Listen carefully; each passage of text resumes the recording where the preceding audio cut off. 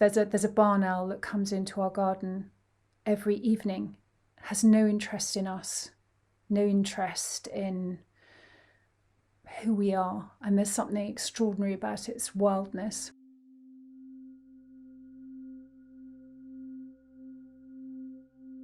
I'm in North Norfolk, which is the kind of hunchback on the east of England, close to the North Sea. And I've been here for a year. It's the longest time I've been in one place, I think, in my whole life. And, you know, I'm quite an urban soul in a way, so it's been odd. I've loved some of it though. I've loved actually being somewhere for the whole 12 months, watching the seasons change. And actually now, as I'm talking outside the window, it's pouring with snow. All the snowdrops are covered. But I've missed people. I've missed the wonderful people I work with. I've missed my family. I've missed my daughter. I've missed my mother. And so it's been a really intense, odd time up here on the edge of the land by the North Sea.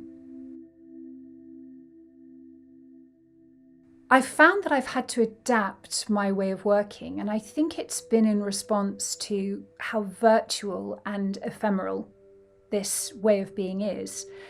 I've found a need to make things that last.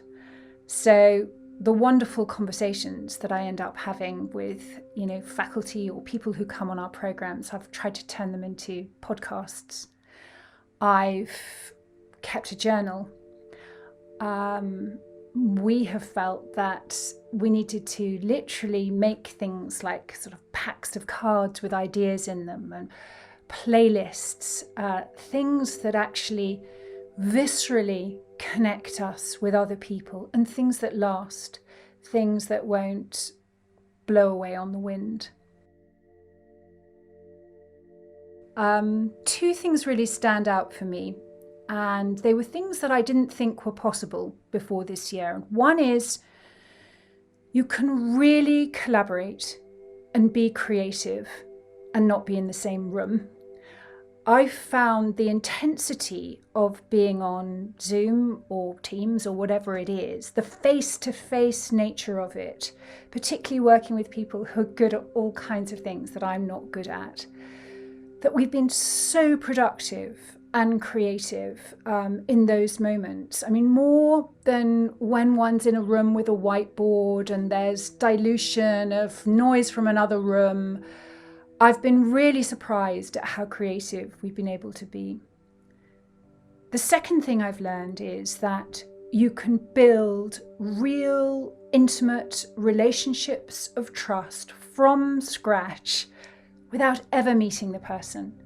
And there's something about the fact that we're in each other's rooms, we're in each other's houses, we're in the rhythms of one another's lives, we're all under pressure together. That shared sense of us going through something unimaginable has meant that I have met people this year, I have got to know them, I feel like they're friends, and I've never met them. So those are two things that have really struck me and been very, very powerful forces for good this year.